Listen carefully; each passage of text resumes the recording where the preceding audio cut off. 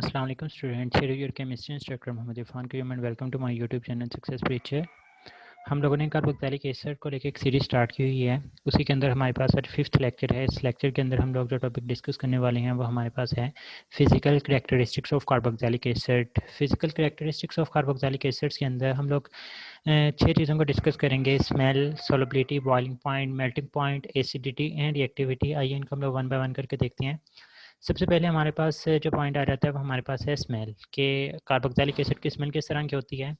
तो इसके regarding MCQs H as आपको इनके नेम पता होने चाहिए कि हमारे पास जो बात की गई है यूनिट के अंदर वो हमारे पास एलिफेटिक मोनोकार्बोक्सिलिक एसिड को लेकर बात की गई है कि हमारे पास कार्बन नंबर 1 से लेकर कार्बन नंबर 3 तक कौन कौन से रहते हैं: फॉर्मिक एसिड, एसिटिक एसिड और प्रोपाइनिक एसिड। इनकी फिजिकल स्टेट की बात करें तो हमारे पास कलरलेस लिक्विड्स होती हैं और इनकी जो ऑडर होती है वो पंजेंट स्मेल होती है, मतलब चुभने वाली होती है। अनप्लेजेंट सी इनकी हमें स्मेल जो है वो देखने को मिल रही होती है।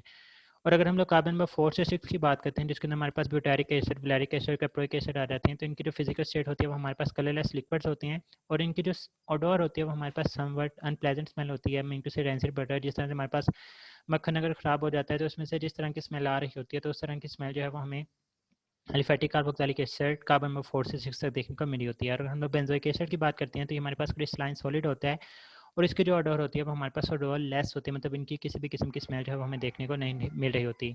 अब यहाँ पे देखें हमारे पास फॉर्मिक एसिड है, ये हमारे पास एसिटिक एसिड है और इसी तरह से ये हमारे पास है वो प्रोपाइनिक एसिड है। तीनों के तीनों हमारे पास क्या है, ये हमारे पास कलरलेस लिक्विड्स हैं। यहाँ पे इनके फिजिकल स्टेट को शो किया गया है। और अगर हम लोग कार्बन नंबर 4 से 6 तक को देखें तो ये देखें हमारे पास रेंसिड बटर, जिस तरह से मक्खन ख़राब हुआ पड़ा है, जिसे कहते हैं कि उल्ली लग जाना, ये वाला काम हुआ है यहाँ पे। इसमें से स्मेल जिस तरह की आ रही होती है उस तरह से हमारे पास एलिफेटिक कार्बोक्सिलिक एसिड में से हमें स्मेल आती हुई दिखाई दे रही होती है। अब ये बात एमडीकैट के हिसाब से इंपॉर्टेंट है। कहता है कि acid containing more than 8 carbon atoms, कि वो वाला कार्बोक्सिलिक एसिड जिसके अंदर 8 से ज़्यादा कार्बन एटम होते हैं वो जनरली सॉलिड्स होते हैं until they contain the double bond. मतलब अगर आपके पास 9 कार्बन वाला सैचुरेटेड कार्बोक्सिलिक एसिड है तो वो क्या होगा, वो सॉलिड होगा। लेकिन अगर हमारे पास 8 से ज़्यादा कार्बन आइटम मौजूद हो लेकिन उनके अंदर डबल बॉन्ड मौजूद हो तो वो हमारे पास सॉलिड नहीं होता, उसकी नेचर हमारे हमें लिक्विड जो है वो देखने को मिल सकती है। यहाँ पे क्वेश्चन है which following carboxylic acid has a pungent smell. Pungent smell किन की होती है? तो हमने पढ़ा है कि हमारे पास जो पहले 3 कार्बोक्सिलिक एसिड होते हैं, पहले तो खुद से सोचिए इसका राइट ऑप्शन क्या हो सकता है। तो पंजेंट स्मेल पहले 3 की हमारे पास स्मेल जो होती है वो हमारे पास पंजेंट होती है, 4 से लेकर 6 तक जो है वो रेंसिड बटर जैसी होगी। तो ब्यूटारिक एसिड हो गया, वैलेरिक एसिड हो गया और कैप्रोइक एसिड, ये तो 4, 5 और 6 कार्बन कंटेनिंग कार्बोक्सिलिक एसिड है। एसिटिक एसिड में 2 कार्बन होते हैं, तो मीन टू से यहाँ पे हमारे पास जो राइट ऑप्शन है वो डेल्टा आ जाएगा। ये जो थी वो हमारे पास स्मेल के रिगार्डिंग इन्फॉर्मेशन थी। उसके बाद हम लोग नेक्स्ट टॉपिक की तरफ मूव करते हैं, वो हमारे पास यहाँ पर आ जाएगा सोलबिलिटी। सोलबिलिटी के अंदर हम लोग चैप्टर नंबर 7 क्लास 9 के अंदर एक रूल पढ़ कर आए हुए हैं, लाइक डिजोल्व्स लाइक। मैं आपको पहले वो थोड़ा सा रिव्यू देना चाहता हूँ, फिर हम लोग सोलबिलिटी के रिगार्डिंग बहुत इंपॉर्टेंट टॉपिक है, इसमें से एमसीक्यूज बहुत ज़्यादा पूछे जा रहे होते हैं, ये सुनिएगा आराम से। कहता है कि कार्बोक्सिलिक एसिड के 2 पार्ट्स होते हैं। ये हमारे पास कार्बोक्सिलिक एसिड का स्ट्रक्चर है। अगर इसके 2 पार्ट्स बनाने की कोशिश करूँ तो ये हमारे पास पार्ट 1 है, इसको क्या बोलेंगे, हमारे पास पोलर पार्ट है, जिसके अंदर जो है वो हमें इलेक्ट्रोनेगेटिविटी का डिफरेंस देखने की वजह से इनके ऊपर पार्शियल पॉजिटिव और नेगेटिव चार्जेस देखने को मिले होते हैं। ये जो दूसरा आर पार्ट होता है हमारे पास क्या है, हमारे पास नॉन पोलर पार्ट है। तो हम लोग बोलेंगे कि हमारे पास कार्बोक्सिलिक एसिड पोलर भी होता है, नॉन पोलर, दोनों का कॉम्बिनेशन होता है। इसी तरह से वाटर की जो नेचर होती है इटसेल्फ वो कौन सी होती है, वो पोलर नेचर का होता है। पोलर सॉल्वेंट से मुराद क्या है कि इसके अंदर हमें पार्शली पॉजिटिव और पार्शली नेगेटिव चार्जेस है वो हमें देखने को मिले होते हैं। First 4 members are completely soluble in water. जो कार्बोक्सिलिक एसिड होते हैं एलिफेटिक मोनोकार्बोक्सिलिक एसिड, उनमें से जो पहले 4 मेंबर्स हैं वो हमारे पास मुकम्मल तौर पे हलशुदा होते हैं। किन चीज़ों के अंदर, हमारे पास वाटर के अंदर। Solubility in water decreases with the increase in molecular message. जैसे जैसे हमारे पास कार्बोक्सिलिक एसिड का मैस बढ़ता जाता है वैसे वैसे सोलबिलिटी डिक्रीज होती जाती है। अब उसकी हम लोग रीज़न की तरफ मूव करते हैं। पहली रीज़न क्या होगी, मैंने यहाँ पे हाईलाइट की हुई है फर्स्ट रीज़न सेकंड रीज़न करके। पहली रीज़न ये होती है कि हमारे पास जो पहले 4 मेंबर्स होते हैं ना कंप्लीटली सोलबल, उसकी रीज़न क्या होती है, हमारे पास हाइड्रोजन बॉन्डिंग होती है कि हमारे पास कार्बोक्सिलिक पार्ट का यहाँ से सी डबल बॉन्ड होगा, जो ऑक्सीजन का लोन पेयर होता है वो वाटर के हाइड्रोजन के साथ कोऑर्डिनेट कोवलेंट बॉन्ड बना के हाइड्रोजन बॉन्ड बना रहा होता है। तो जब जब हमारे पास 4 कार्बन वाले कार्बोक्सिलिक एसिड रहते हैं तो वहाँ पे हमारे पास हाइड्रोजन बॉन्डिंग जो है वो प्रोमिनेंट होती है। लेकिन जैसे जैसे ये R group non polar part बढ़ता रहता है तो हाइड्रोजन बॉन्डिंग जो है वो लेस प्रोमिनेंट होती जाती है और हमारे पास डिस्पर्शन फोर्सेज जो है वो हमारे पास मोर प्रोमिनेंट हो जाती हैं। लंडन डिस्पर्शन फोर्सेज की बेसिकली यहाँ पे बात हो रही है, वो हमारे पास मोर प्रोमिनेंट हो जाती हैं, जो कि नॉन पोलर पार्ट के अंदर हमारे पास पाई जाती हैं। उसके नतीजे में हमारे पास जो है वो इतनी ज़्यादा सोलबिलिटी जो है वो देखने को नहीं मिल रही होती। पहली रीज़न तो ये आ गई कि हमारे पास डायपोल फोर्सेस जो है वो हमारे पास लेस प्रोमिनेंट हो जाती हैं। दूसरी रीज़न ये होती है कि non polar nature of R group goes on increasing. ये जो आर होता है कार्बोक्सिलिक एसिड का मॉलिक्यूलर मास बढ़ने का मतलब यही होता है ना कि हमारे पास जो नॉन पोलर ग्रुप है और इसकी लेंथ जो है वो बढ़ती जा रही है। तो जब इसका मास बढ़ता जाएगा, नॉन पोलर पार्ट बढ़ता जाएगा, जब नॉन पोलर पार्ट बढ़ता जाएगा तो हमने लाइक डिसॉल्व लाइक के अकॉर्डिंग हमारे पास पोलर तो पोलर के अंदर हल होते हैं, नॉन पोलर के अंदर हल होंगे, लेकिन हमारे पास वाटर कौन सा सॉल्वेंट है वो हमारे पास पोलर है। तो ये जो आर ग्रुप होगा ये हाइड्रोफोबिक होता है, ये हमारे पास उसके अंदर अब्जॉर्ब होने की सलाहियत नहीं रखता सोलबल होने की। तो हम लोग बोलेंगे कि आर ग्रुप इंक्रीज होने की वजह से, नॉन पोलर नेचर इंक्रीज होने की वजह से हमारे पास सोलबिलिटी जो है वो हमारे पास डिक्रीज होती रहती है। और अगर हम लोग जनरल रिलेशन बनाना चाहें तो सोलबिलिटी का नंबर ऑफ कार्बन एटम के साथ इन्वर्स रिलेशन होता है। मतलब आपको 4 कार्बोक्सिलिक एसिड गिवन हो, आपसे पूछा जाए कि इनमें से मोर सोलबल कौन सा होगा तो जिसके कार्बन कम होंगे, और आपसे पूछा जाए कि लीस्ट सोलबल कौन सा होगा तो जिसके कार्बन है वो ज़्यादा होंगे। तो इस तरह से जो है वो आप लोग आइडेंटिफाई कर सकते हैं। हाइड्रोजन बॉन्डिंग जो है वो रिस्पॉन्सिबल होती है for the solubility of first 4 carboxylic acid in water. ये अलग से एमसीक्यू पूछा जा सकता है कि किस बॉन्डिंग की वजह से सोलबल होते हैं, तो हाइड्रोजन बॉन्डिंग की वजह से होंगे। लाइक यहाँ पे देखें कि हमारे पास वाटर का स्ट्रक्चर है, ये हमारे पास कार्बोक्सिलिक एसिड है। वाटर का ऑक्सीजन का जो लोन पेयर है वो हमारे पास हाइड्रोजन के साथ जो है वो कार्बोक्सिलिक एसिड के हाइड्रोजन के साथ हाइड्रोजन बॉन्डिंग शो करेगा। इसी तरह से जो कार्बोक्सिलिक एसिड का ऑक्सीजन है वो वाटर के हाइड्रोजन के साथ हमें हाइड्रोजन बॉन्डिंग शो करते हुए दिखाई दे रहा होता है। Acids with more than 10 carbon atoms are essentially insoluble in water. हमने कहा पहले 4 कंप्लीटली सोलबल, फिर हमने कहा सोलबिलिटी डिक्रीज होती जाती है, फिर हम लोग कह रहे हैं कि अगर मोर देन 10 कार्बन एटम्स होंगे तो वो हमारे पास एसेंशियली इनसॉल्युबल इन वाटर होते हैं। ये हमारे पास एडिशनल इन्फॉर्मेशन है, इसको याद रखिएगा। लाइक यहाँ पे देखें कि आपको जिस तरह से हम लोग सॉल्वेंट एक्सट्रैक्शन के अंदर 2 लेयर बना देते थे, इसी तरह से ये हमारे पास हमने बेसिकली स्टेरिक एसिड को जो है वो हमने वाटर के अंदर डिजोल्व किया होता है। आपको दोनों लेयर जो है वो अलग दिखाई दे रही हैं। मीन टू से यहाँ पे हमारे पास क्या हो रहा है कि stearic acid in water is completely insoluble in water. यहाँ पे हमें 2 लेयर जो है वो देखने को मिल रही होती हैं। तो अगर आपसे 10 से ज़्यादा कार्बन आइटम मौजूद हैं तो हमारे पास कम्प्लीटली इनसॉल्युबल इन वाटर जो है वो हमें देखने को मिल रही होती हैं। तो हमारे पास सोलबिलिटी के रिगार्डिंग थोड़ी बहुत इन्फॉर्मेशन थी। अब फर्दर देखें कि हमारे पास हमने कहा कि पहले 4 जो होते हैं ना बहुत ज़्यादा सोलबल होते हैं, इनकी जो सोलबिलिटी होती है वो इनफाइनाइट होती है। इनफाइनाइट सोलबिलिटी से हमारा ये होती है कि ये मिसिबल होते हैं with the water in all proportion, मतलब हर लिहाज से जो है वो पानी के अंदर हलशुदा होते हैं। इसकी रीज़न क्या होती है, वो हाइड्रोजन बॉन्डिंग।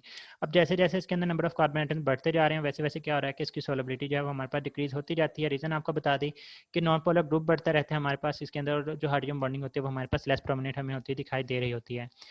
अब ये 4 पॉइंट्स मैंने आप लोगों को यहाँ पे बताने हैं, इनको अच्छे से नोट डाउन कर लीजिएगा। ये भी एमसीक्यूज के अंदर पूछे जा सकते हैं। कहते हैं कि carboxylic acid with less carbon atom जो है वो मोर सोलबल होते हैं water than the carboxylic acid with more carbon atom. ये पॉइंट अभी हमने पहले भी डिस्कस किया है कि अगर हमारे पास लेस कार्बन एटम मौजूद होंगे, नॉन पोलर ग्रुप की लेंथ जो है वो कम होगी, वो हाइड्रोफोबिक नेचर शो नहीं करेगा, वो वाटर के अंदर सोलबल हो जाएगा। यहाँ पे क्वेश्चन देखें कि which of following carboxylic acid is more soluble in water. तो जिसके कार्बन कम, क्योंकि रिलेशन वर्स होता है तो वही हमारे पास राइट ऑप्शन होगा। तो यहाँ पे जो राइट ऑप्शन है वो हमारे पास सल्फा आ जाएगा, फॉर्मिक एसिड। अब नेक्स्ट हमारे पास दूसरा पॉइंट आ जाता है कि अगर आपको एलिफेटिक और एरोमेटिक कार्बोक्सिलिक एसिड में कंपेयर पूछ रहे हैं तो एलिफेटिक कार्बोक्सिलिक एसिड जब हमारे पास मोर सोलबल होती हैं as compare to aromatic carboxylic acid. उसकी रीज़न क्या होती है कि जो हमारे पास एरोमेटिक होते हैं ये हमारे पास हाइड्रोफोबिक नेचर होने की वजह से हिंड्रेंस शो करते हैं, ये वाटर के अंदर इतने ज़्यादा सोलबल नहीं होते। और अगर हम लोग स्ट्रेट चेन और अगर हम लोग ब्रांच की बात करते हैं तो जो स्ट्रेट चेन कार्बोक्सिलिक एसिड्स होते हैं वो मोर सोलबल होते हैं as compare to branch carboxylic acid. अब इसकी रीज़न देखें, इसकी रीज़न क्या होगी। इसकी रीज़न के अंदर हम लोग कहते हैं कि जो ब्रांच चेन स्ट्रक्चर्स होते हैं ना उसके अंदर क्या होता है कि लाइक अगर हमारे पास ये कार्बन है और सपोज करें यहाँ पे हमारे पास COOH जो है वो हमारे पास मौजूद है, ये आ गया हमारे पास COOH, और इसके तीनों तरफ जो है वो हम लोग आर ग्रुप को अटैच कर देते हैं। अब यहाँ पे क्या होगा कि अगर वाटर का स्ट्रक्चर आने की कोशिश करता है तो ये जो आर ग्रुप होते हैं हमारे पास नॉन पोलर होते हैं, तो ये हाइड्रोफोबिक होने की वजह से वाटर के मालिक्यूल के इसके ऊपर अटैक करने की जो है वो हिम्मत प्रोवाइड नहीं करेंगे, तो जिसकी वजह से वाटर के लिए इसके ऊपर अटैक करना मुश्किल हो जाएगा, वो इसके अंदर सोलबल नहीं हो पाएंगे। तो हम लोग बोलेंगे कि जो ब्रांच चेन स्ट्रक्चर्स होते हैं वो रिस्पॉन्सिबल होते हैं for the hindrance to water molecule to attack on the carboxylic acid. जबकि अगर हम लोग स्ट्रेट की बात करें तो हमारे पास COOH के साथ जो है वो कार्बन इसी तरह से स्ट्रेट चेन के अंदर मौजूद होंगे। तो ये जो होते तो नॉन पोलर ग्रुप ही हैं लेकिन उतनी ज़्यादा हिंड्रेंस नहीं दे पाते वाटर को to attack on this group. तो हम लोग बोलेंगे हमारे पास जो स्ट्रेट चेन होते हैं वो हमारे पास मोर सोलबल होंगे as compare to branch chain. Hope so कि आपका ये वाला पॉइंट जो है वो क्लियर हो चुका होगा। नेक्स्ट हम लोग देखते हैं कि जो हमारे पास नॉन साइक्लिक कार्बोक्सिलिक एसिड होते हैं वो मोर सोलबल होते हैं in water as compare to cyclic carboxylic acid. इसके अगेन वही रीजन आएगी कि जो साइक्लिक रिंग होगी वो हमारे पास हाइड्रोफोबिक इन नेचर बन जाते हैं, जिसकी वजह से वो हमारे पास लीस्ट सोलबल इन वाटर हमें देखने को मिल रहे होते हैं। तो ये हमारे पास सोलबिलिटी के रिगार्डिंग इन्फॉर्मेशन थी। उसके बाद हमारे पास नेक्स्ट टॉपिक आ जाता है। उस नेक्स्ट टॉपिक के अंदर हम लोग देखते हैं कि हमारे पास बॉइलिंग पॉइंट्स के हिसाब से क्या इन्फॉर्मेशन है। कहते हैं the boiling point of the carboxylic acids are relatively, बहुत ही इंपॉर्टेंट बात, इसको मैं समझाता हूँ कि रिलेटिवली हायर होते हैं due to presence of intermolecular hydrogen bonding. Intermolecular hydrogen bonding की वजह से कार्बोक्सिलिक एसिड्स के बॉइलिंग पॉइंट जो है वो हमारे पास हायर होते हैं, और बॉइलिंग पॉइंट जो है वो जनरली इंक्रीज होते हैं जैसे जैसे नंबर ऑफ कार्बन एटम जो है वो हमारे पास बढ़ रहे होते हैं। बट यहाँ पे बात जो याद रखने की है, बात हमारे पास याद रखने को ये है कि हम लोग दो बात यहाँ पे पढ़े। हमने कहा कि boiling point of carboxylic acid relatively higher, जो बॉइलिंग पॉइंट के कार्बोक्सिलिक एसिड्स होते हैं, कार्बोक्सिलिक एसिड के जो बॉइलिंग पॉइंट है वो ज़्यादा होते हैं रिलेटिवली। रिलेटिव वेलोसिटी पढ़ा होना है जब दो चीज़ों को कंपेयर करते हैं। हम लोग यहाँ पे बात कर रहे हैं कार्बोक्सिलिक एसिड के बॉइलिंग पॉइंट की दूसरी चीज़ों के मुकाबले में हम लोग बोलते हैं वो ज़्यादा होते हैं इंटरमोलिकुलर हाइड्रोजन बॉन्डिंग की वजह से। जबकि जो बॉइलिंग पॉइंट इंक्रीज होते हैं ना due to number of carbon atom बढ़ने की वजह से, वहाँ पे आप लोग ये नहीं कहेंगे कि हाइड्रोजन बॉन्डिंग की वजह से बॉइलिंग पॉइंट इंक्रीज हो रही होती हैं। दो बातें हैं। अगर हम लोग किसी दूसरी स्पीशीज़ के साथ कंपेयर करके बताते हैं कि इनके बॉइलिंग पॉइंट क्यों ज़्यादा होते हैं, तो तब आप लोग उसकी रीज़न के अंदर, अगर आपको रीज़न पूछी जाती है तो आप लिखेंगे कि यहाँ पे हमारे पास इंटरमोलेकुलर हाइड्रोजन बॉन्डिंग बढ़ रही होती है। लेकिन अगर वो आपसे पूछता है कि आपके पास सारे के सारे कार्बोक्सिलिक एसिड हैं लेकिन नंबर ऑफ कार्बन बढ़ने से बॉइलिंग पॉइंट बढ़ रहे हैं, तो क्या उसकी रीज़न भी हाइड्रोजन बॉन्डिंग है? जी नहीं, उसकी रीज़न हाइड्रोजन बॉन्डिंग नहीं होती, उसकी रीज़न और होती है, वो मैं आप लोगों के साथ डिस्कस करता हूँ। यही पॉइंट आप लोगों ने याद रखना है कि अगर वो दूसरी चीज़ों के साथ कंपेयर करके रीज़न पूछेगा तो उसकी रीज़न इंटरमोलेकुलर हाइड्रोजन बॉन्डिंग है। लेकिन अगर वो आपसे boiling point itself carboxylic acid के बढ़ने की बात पूछ रहा होता है तो उसकी रीज़न हाइड्रोजन बॉन्डिंग जो है वो हमारे पास नहीं होती। लाइक यहाँ पे देखें, एक तरफ हमारे पास ब्यूटीन मौजूद है, यहाँ पे ब्यूटानॉन मौजूद है, यहाँ पे हमारे पास ब्यूटानॉल मौजूद है, यहाँ पे हमारे पास प्रोपानोइक एसिड जो है वो हमारे पास मौजूद है। अगर आप इनके बॉइलिंग पॉइंट्स की वैल्यूज देखते हैं तो आपको सबसे ज़्यादा जो बॉइलिंग पॉइंट की वैल्यू है वो हमें कार्बोक्सिलिक एसिड्स की देखने को मिलेगी, क्योंकि इनके अंदर हमें हाइड्रोजन बॉन्डिंग जो है वो देखने को मिलेगी, जो कि बाकी दूसरी स्पीशीज़ के अंदर हाइड्रोजन बॉन्डिंग जो है वो हमें देखने को नहीं मिल रही होती। तो ये बात तो हो गई जब हम लोगों ने बात की रिलेटिवली की। अब हम लोगों ने बात की कि कार्बोक्सिलिक एसिड के बॉइलिंग पॉइंट भी नंबर ऑफ कार्बन एटम्स के बढ़ने से हमारे पास जो है वो बढ़ रहे होते हैं। अब उसकी रीज़न क्या होती है? अब यहाँ पे देखें कि with the increase in number of carbon atom, number of carbon atom बढ़ेंगे मीन टू से क्या होता है, उनका मॉलिक्यूलर मास इंक्रीज होता है, और कार्बन एटम बढ़ने से नॉन पोलर नेचर बढ़ती है। और नॉन पोलर नेचर के अंदर कौन सी फोर्स ऑफ अट्रैक्शन होती हैं? वो हमारे पास वन डर वाल फोर्सेज ऑफ अट्रैक्शन होती हैं। और वन डर वाल फोर्स ऑफ अट्रैक्शन किस चीज़ के ऊपर डिपेंड करती हैं? वो मैसेज के ऊपर डिपेंड करती हैं। हायर द मैसेज, जितना ज़्यादा मैस होगा उसमें डिस्पर्शन ऑफ इलेक्ट्रॉन्स उतनी ज़्यादा होती है। जितनी ज़्यादा डिस्पर्शन ऑफ इलेक्ट्रॉन्स होगी उतनी ज़्यादा पोलराइजेबिलिटी होती है, और जितनी ज़्यादा पोलराइजेबिलिटी होगी उतनी देर तक जो है वो हमारे पास फोर्स ऑफ अट्रैक्शन वहाँ पे डेवलप होंगी। तो हम लोग बोलेंगे वहाँ पे ग्रेटर लंडन डिस्पर्शन फोर्सेज होंगी, और जब लंडन डिस्पर्शन फोर्सेज ज़्यादा होंगी उन्हें तोड़ना मुश्किल होगा। जब तोड़ना मुश्किल होगा तो हम लोग बोलेंगे उनके बॉइलिंग पॉइंट्स क्या होंगे? ज़्यादा होंगे। उम्मीद है आप लोगों को ये पॉइंट जो है वो क्लियर हो चुका होगा। अगर वो रिलेटिवली की बात करता है, दूसरी स्पीशी के साथ कंपैरिजन करके बात कर रहा है, तो आपने फिर रीज़न बतानी कि इसके अंदर इंटरमॉलिक्यूलर हाइड्रोजन बॉन्डिंग होती है। लेकिन अगर वो कार्बोक्सिलिक एसिड्स की ही बात करता है तो तमाम के अंदर हाइड्रोजन बॉन्डिंग मौजूद है। लेकिन क्या होता है नंबर ऑफ कार्बन एटम बढ़ने से कि उनका नॉन पोलर ग्रुप बढ़ेगा। नॉन पोलर ग्रुप बढ़ने की वजह से पोलराइजेबिलिटी बढ़ती है। पोलराइजेबिलिटी बढ़ने की वजह से वन डर वाल फोर्स जो हमारे पास लंडन डिस्पर्शन फोर्सेज होती हैं वो बढ़ जाते हैं। जब लंडन डिस्पर्शन फोर्सेज बढ़ेंगी तो उनको तोड़ना मुश्किल हो जाएगा। तो हम लोग बोलेंगे boiling point increases with increase in number of carbon atoms. As a result boiling point of the higher carboxylic acid है वो हमारे पास हायर होता है as compare to smaller carboxylic acids.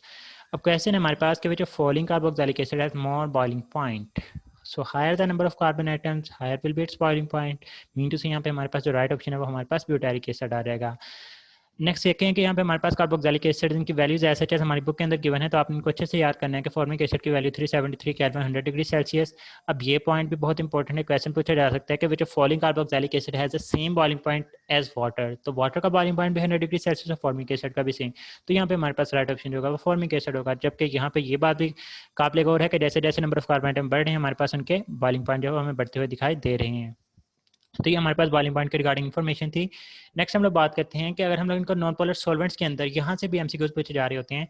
कहता है कि molecular mass determination the non polar solvent like benzene show that carboxylic acid exist as dimer. Di mean two, mer mean units. Mean to say ये two units की form के अंदर exist कर रहे होते हैं। लाइक यहाँ पे देखें कि हमारे पास एक अलग से कार्बोक्सिलिक एसिड है, एसिटिक एसिड की बात हो रही है दिस वन, और ये हमारे पास जो है वो अलग से कार्बोक्सिलिक एसिड मौजूद है। तो दोनों एक दूसरे के साथ with help of hydrogen bonding जो है वो अटैच होते हैं, तो डायमर की फॉर्म के अंदर जो है वो एग्जिस्ट कर रहे होते हैं। Dimer means two units. Dimer existence is due to intermolecular hydrogen bonding between two carboxylic acid. जब हम लोग नॉन पोलर सॉल्वेंट्स के अंदर ऐड करते हैं तो उनके दरमियान हाइड्रोजन बॉन्डिंग डेवलप होना शुरू हो जाती है। तो हम लोग बोलते हैं कि यहाँ पे ये डायमर की फॉर्म के अंदर एग्जिस्ट करने की जो रीज़न होती है वो इनके दरमियान इंटरमोलेकुलर हाइड्रोजन बॉन्डिंग हमें देखने को मिल रही होती है। अब ये भी हमसे कुछ पूछा जाता है कि हमारे पास जो रिंग होती है वो कितने एटम्स के ऊपर मुश्तमिल होती है। तो यार कि यहाँ पे जो रिंग है वो हमारे पास कितने कार्बन नहीं बल्कि टोटल एटम्स की बात की जा रही है। तो हमारे पास यहाँ पे 8 मेंबर्स है वो हमें देखने को मिल रहे होते हैं। तो यहाँ पे हम लोग देखते हैं कि हमारे पास 8 मेंबर्स हैं वो यहाँ पे किस तरह से एक हमारे पास ये सेकंड थर्ड, ये हमारे पास कार्बन फोर्थ, ये फिफ्थ आ गया, ये सिक्स्थ, ये सेवन्थ और ये हमारे पास एट्थ मेंबर जो है वो हमारे पास रिंग के अंदर हमें देखने को मिल रहे होते हैं। और दूसरी बात जब हमने बात की कि इनके अंदर इंटरमोलेकुलर हाइड्रोजन बॉन्डिंग होती है, तो हमारे पास 3 डॉट्स की मदद से जो मेंशन की हुई हमारे पास हाइड्रोजन बॉन्डिंग आ जाएगी। क्वेश्चन है कि in which solvent carboxylic acid does not exist in the dimeric form. Dimeric form में कब एग्जिस्ट करेगा? जब हमारे पास नॉन पोलर सॉल्वेंट होगा। सिंपली आपने देखने में से पोलर सॉल्वेंट कौन सा है, तो ether is a non polar solvent, chloroform is a non polar solvent, benzene is a non polar solvent. Mean to say यहाँ पे हमारे पास जो राइट ऑप्शन होगा वो वाटर होगा, जो कि हमारे पास पोलर सॉल्वेंट होता है। नेक्स्ट हमारे पास क्वेश्चन है, कहते हैं कि carboxylic acid has a molecular mass 120 gram in benzene. कैसा कार्बोक्सिलिक एसिड? बहुत ही इंपॉर्टेंट क्वेश्चन, खुद से सोचे क्या आंसर हो सकता है। हमने कहा जब बेंजीन के अंदर हम लोग कार्बोक्सिलिक एसिड्स को ऐड कर देते हैं, तब हमारे पास जो कार्बोक्सिलिक एसिड होगा वो डायमर की फॉर्म के अंदर एग्जिस्ट करता है। मतलब दो कार्बोक्सिलिक एसिड इकट्ठे होकर रह रहे होते हैं और एज अ यूनिट काम कर रहे होते हैं।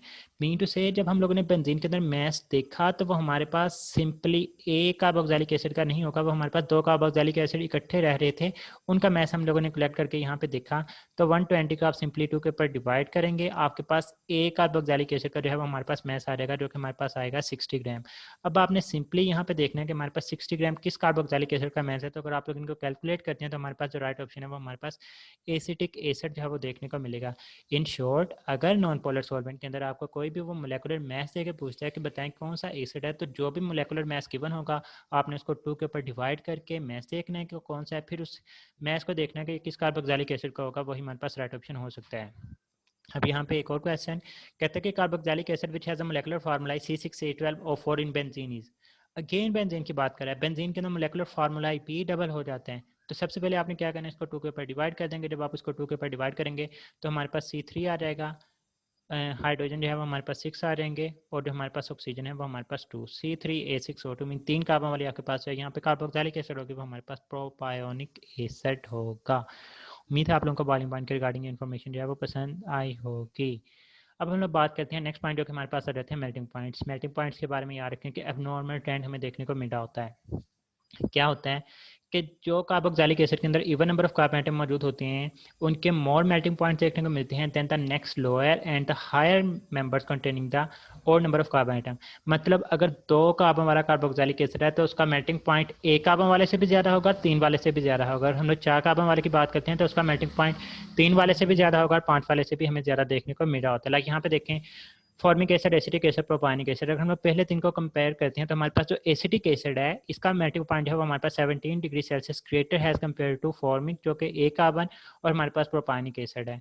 मतलब जो इवन वाला है उसका मेल्टिंग पॉइंट जो है हमें ज़्यादा देखने को मिल रहा है। इसी तरह से अगर आप लास्ट 3 को कंपेयर करते हैं तो जो ब्यूटेरिक एसिड है इसका मेल्टिंग पॉइंट जो है वो ज़्यादा होगा एज कम्पेयर टू 3 कार्बन, और हमारे पास जो है वो 5 कार्बन वाली कार्बोक्सिलिक एसिड जो है वो हमें देखने को मिल रही है। तो ये हमारे पास जो है वो कंपाउंड्स के रिगार्डिंग। अब कहता है कि मेल्टिंग पॉइंट से रिलेट किस चीज़ पे करता है, वो हमारे पास करता है सॉलिड स्टेट के साथ। और सॉलिड स्टेट के अंदर जितनी ज़्यादा स्ट्रॉन्गर इंटरमोलेकुलर फोर्सेस ऑफ अट्रैक्शन होती हैं, और इंटरमोलेकुलर फोर्स ऑफ अट्रैक्शन कब होती हैं ज़्यादा, जब हमारे पास उनके दरमियान इंटरमोलेकुलर डिस्टेंस जो है वो कम होता है। मतलब दो चीज़ें आपने देखनी है, इंटरमोलेकुलर फोर्सेस और इंटरमोलेकुलर डिस्टेंसेस। अगर इंटरमोलेकुलर फोर्सेस ज़्यादा तो मेल्टिंग पॉइंट ज़्यादा, और अगर इंटरमोलेकुलर डिस्टेंस ज़्यादा तो इंटरमोलेकुलर फोर्सेस कम होंगी और उनके मेल्टिंग पॉइंट्स भी हमें कम देखने को मिल रहे होते हैं। तो दोनों चीज़ों के ऊपर ये डिपेंड करते हैं। इन case of even number of carbon item, मैं आपको डायग्रामेटिकली भी दिखाता हूँ। जब हम लोग even number of carbon atoms को देखते हैं तो उनके अंदर कॉम्पैक्ट पैकिंग होती हैं, मॉलिक्यूल्स बहुत ही क्लोजली एक दूसरे के साथ अटैच होते हैं। इनके दरमियान इंटरमोलेकुलर फोर्सेस बहुत ही कम, और सॉरी इंटरमोलेकुलर डिस्टेंस कम होता है, और अट्रैक्टिव फोर्सेज में बहुत ज़्यादा स्ट्रॉन्ग होती हैं, सिमेट्रिकल पैकिंग होती है, जिसकी वजह से हम लोग बोलते हैं कि carboxylic acid with the even number of carbon item has a greater melting point. अब यहाँ पे देखें कि हमारे पास 6 कार्बन आइटम वाला कार्बोक्सिलिक एसिड है, कितने स्ट्रॉन्गली कम्पैक्ट पैकिंग जो है हमें इनके दरमियान देखने को मिल रही है। हमारे पास कॉम्पैक्ट पैकिंग है, इनके दरमियान इंटरमोलेकुलर डिस्टेंस जो है वो बहुत ही ज़्यादा कम है, और एज अ रिजल्ट हम इनके दरमियान जो है स्ट्रॉन्गर अट्रैक्टिव फोर्सेज देखने को मिलेंगे। जब स्ट्रॉन्गर अट्रैक्टिव फोर्सेज होंगे तो इनके मेल्टिंग पॉइंट जो हमें ज़्यादा देखने को मिल रहे होते हैं। बट इन केस ऑफ और number of carbon atom, loose packing होगी, मोर इंटरमोलेकुलर डिस्टेंसेज होंगे, वीक अट्रैक्टिव फोर्सेज होंगी, अनसिमेट्रिकल पैकिंग होगी, उनको तोड़ना आसान होगा, उनके मेल्टिंग पॉइंट्स कम होंगे। लाइक यहाँ पे देखें कि कार्बोक्सिलिक एसिड, ये हमारे पास 7 कार्बन वाली कार्बोक्सिलिक एसिड है, तो यहाँ पे कितने ज़्यादा इंटरमोलेकुलर डिस्टेंसेज देखने को मिलते हैं एज कम्पेयर टू जो हमने लास्ट अभी देखी डायग्राम। तो इनमें इंटरमोलेकुलर डिस्टेंस ज़्यादा है, पैकिंग भी लूज है, तो इसकी वजह से हम लोग बोलेंगे कि इनके दरमियान जो फोर्स ऑफ अट्रैक्शन होती हैं वो वीक अट्रैक्टिव फोर्स हैं, जिसकी वजह से इनके मेल्टिंग पॉइंट जो है वो हमारे पास कम होंगे। यहाँ पे आप लोग सीसा वाला रूल भी अप्लाई कर सकते हैं। मतलब जिस तरह से आरी के दंदाने होते हैं ना, तो ये हमारे पास क्या होगा, ये हमारे पास odd number of carbon atom वाला, ये हमारे पास इवन होगा, ये हमारे पास ऑड होगा, ये हमारे पास इवन होगा, ये हमारे पास ऑड होगा, ये हमारे पास इवन होगा। तो जो इवन वाले होंगे इनके मेल्टिंग पॉइंट ज़्यादा होते हैं और ऑड वालों के मेल्टिंग पॉइंट जो हमें कम दिखाई दे रहे होते हैं। इसको आप लोग इस तरह से भी याद रख सकते हैं। सिमेट्रिकल और अनसिमेट्रिकल में इस तरह से भी समझा रहा था। जब हम लोग सिमेट्रिकल की बात करते हैं, सिमेट्रिकल के अंदर सपोज करें आपके पास 4 बंदे हैं, चारों का मैस एक जैसा है, चारों का वजन एक जैसा है, चारों के पास ताकत एक जैसी है। 2 बंदे हम लोग एक साइड पे खड़े कर देते हैं, 2 बंदे हम लोग एक साइड पे खड़े कर देते हैं। वो 2 बंदे अपनी तरफ रस्सी को खींचेंगे, 2 बंदे अपनी तरफ रस्सी को खींचेंगे, तो एज अ रिजल्ट हमारे पास जो रस्सी होगी वो सेंटर में रहेगी, वो कहीं पे भी नहीं जाएगी। वहाँ पे एक सिमेट्री आ जाती है, एक तरतीब आ जाती है। सिमेट्रिकल पैकिंग की वजह से उनको हिलाना मुश्किल हो जाएगा। लेकिन अगर हम लोग अनसिमेट्रिक कर देते हैं, मतलब 4 बंदे में से 3 बंदे एक साइड पे कर दे, एक बंदा एक साइड पे कर दे, तो ज़ाहिर सी बात है जो 3 लोग होंगे वो रस्सी को ज़्यादा अपनी तरफ खींचेंगे और जो एक होगा वो हार जाएगा, और हमारे पास वहाँ पे अनसिमेट्री आ जाती है। उसको लूज़ करना, उसको तोड़ना जो है वो हमारे लिए आसान होता है। तो हम लोग बोलते हैं कि हमारे पास जो और नंबर ऑफ कार्बन आइटम होते हैं उनके अंदर जो मेल्टिंग पॉइंट्स होंगे वो हमें कम देखने को मिलता है, रिबन वाले के अंदर ज़्यादा देखने को मिले होती हैं। यहाँ पे क्वेश्चन है कि जो following carboxylic acid has the greater melting point, formic acid, propanoic acid, acetic acid, butanoic acid. तो ये इन्फॉर्मेशन भी गिवन है। याद रखें कि पहले 10 कार्बोक्सिलिक एसिड में से सबसे ज़्यादा जो हमारे पास मेल्टिंग पॉइंट देखने को मिलता है वो हमें एसिटिक एसिड का ही देखने को मिल रहा होता है। तो यहाँ पे हमारे पास जो राइट ऑप्शन है वो 4 ही आ जाएगा। नेक्स्ट देखें कि हमारे पास ये रिलेशंस आप लोगों ने बताने हैं हमें कि इनमें से एसिडिटी ऑफ कार्बोक्सिलिक एसिड का क्या रिलेशन होता है कार्बन आइटम के साथ। हम लोग एसिडिटी को बहुत ही डिटेल के साथ, मैं अलग से इसके ऊपर लेक्चर बनाऊंगा। इसके अंदर बहुत सारे फैक्टर्स होते हैं, उनको इसी वीडियो के अंदर ऐड करना मुनासिब नहीं था, बहुत वीडियो लेंथी होनी थी, इसको हम लोग बाद में देखेंगे। यानी हम लोग यहाँ पे रिलेशन देखते हैं कि स्मेल ऑफ कार्बोक्सिलिक एसिड का क्या रिलेशन होगा, बॉइलिंग पॉइंट का क्या रिलेशन होगा, सोलबिलिटी का क्या रिलेशन होता है हमारे पास। तो अगर हम लोग एसिडिटी की बात करते हैं तो एसिडिटी का नंबर ऑफ कार्बन आइटम के साथ इन्वर्स रिलेशन होता है। इसी तरह से रिएक्टिविटी हमने देखा है कि जैसे जैसे नंबर ऑफ कार्बन आइटम बढ़ते जाते हैं रिएक्टिविटी कम होती जाती है inversely. Smell of carboxylic acid, जैसे जैसे नंबर ऑफ कार्बन आइटम बढ़ते जाते हैं उसकी स्मेल जो है वो हमारे पास कम होती जाती है, तो इन्वर्सली रिलेटेड होगा रिलेशन। नेक्स्ट है बॉइलिंग पॉइंट का क्या रिलेशन होता है, तो वो हमारे पास डायरेक्ट रिलेशन होगा with the number of carbon atoms. और अगर सोलबिलिटी की बात करते हैं तो सोलबिलिटी भी नंबर ऑफ कार्बन आइटम बढ़ने से हमारे पास डिक्रीज होती जाती है। तो ये बातें आप लोगों ने याद रखनी है, इन्हीं से एमसीक्यूज को जो है वो आप लोग टैकल कर सकते हैं। हमारे पास क्वेश्चन है कि which physical characteristic of carboxylic acid directly related with the number of carbon item. तो बॉइलिंग पॉइंट हमारे पास एक ऐसी हम लोगों ने प्रॉपर्टी पढ़ी, बाकी तमाम का इन्वर्स रिलेशन है, सिर्फ और सिर्फ boiling point number of carbon atom बढ़ने से बढ़ रही होती है। तो ये था हमारे पास physical characteristics of carboxylic acids के रिगार्डिंग लेक्चर। उम्मीद है आप लोगों को ये वीडियो पसंद आई होगी। अगर आप लोगों को वीडियो पसंद आई तो इस चैनल को लाजमी सब्सक्राइब करें, अपने दोस्तों के साथ भी शेयर करें। तब तक के लिए दुआ में याद रखिएगा। फ़ी अमानिल्लाह, अल्लाह हाफिज़।